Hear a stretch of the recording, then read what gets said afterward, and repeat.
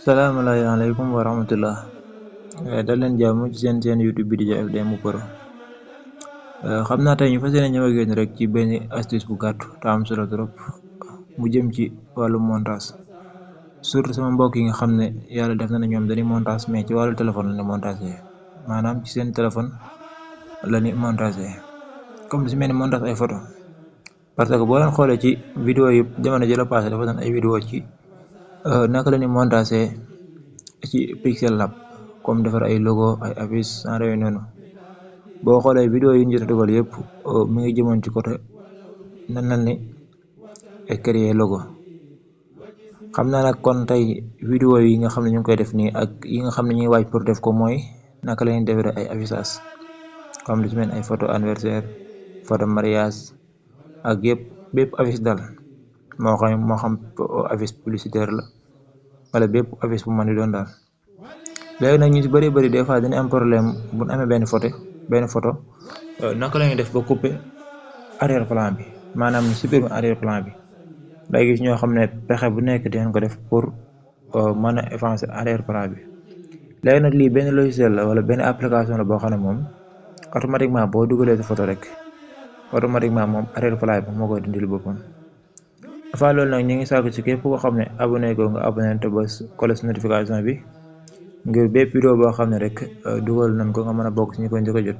parce que ñu ngi wàcc tamit ci dugal ci ay vidéo ci naka la di montage ci lu ci mel ni CapCut, parce que CapCut yaakaar naa jamono jii nii du ma ne lépp lu machine di mën na ko, mais boo ko yoree sa téléphone, parce que CapCut application wala logiciel la boo xam ne moom moo xam ci téléphone moo xam ci machine ci yëpp lay dem.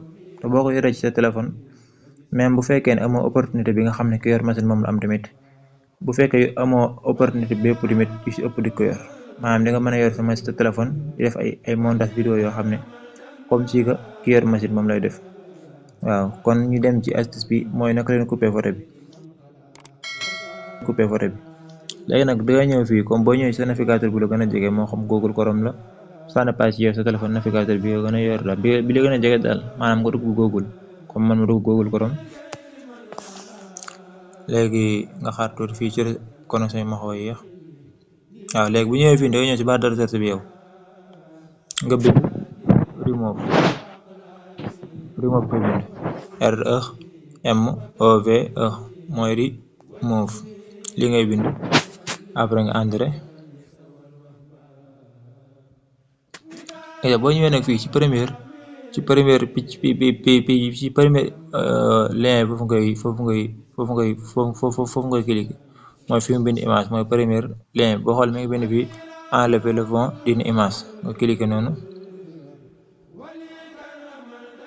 moom lépp gratuit la, gis boo cliquer lii lay indil. boo xam ne supprimer le fond d'une image mooy le 100% gratuit automatique et 100% automatique et gratuit.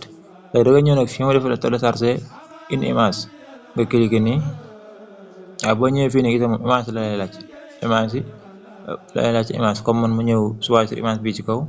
boo neexee tamit nga bëgg fekkee image bi nga soxla gisoo ko fii mën ngaa dugg parcourir nga xool sa album, mais man fii laay ñëw fii mu def image ci kaw, fii laay cliquer nii mooy fi image Sonko bi nekk ma cliquer nii. ok bi ngeen gis ci kaw nii ma cliquer ko. gis nga damay bàyyi moom image bi mi ngi sélectionné photo bi pour supprimer arrière plan bi. gis ngeen supprimer arrière plan bi wala bi mooy fii ci suuf nii ma cliquer nii. image bi say enregistré na ko galerie. bu fekkee damaa bëgg ajouter beneen photo tamit, damaa bëgg supprimer beneen photo, ma bëgg supprimer arrière plan bi, damay ñëw fi mu def plus bi ci koñ bi nii ma cliquer nii, moom tamit gis nga damay mën a choisir beneen photo. xam naa tey astuce bi leen ñëwoon pour indil leen ko, di wax ne képp koo xam ne abonné ko nga abonné ngir bépp vidéo boo xam ne dugal leen ko rek nga mën a bokk ci ñu ko njëkk a jot.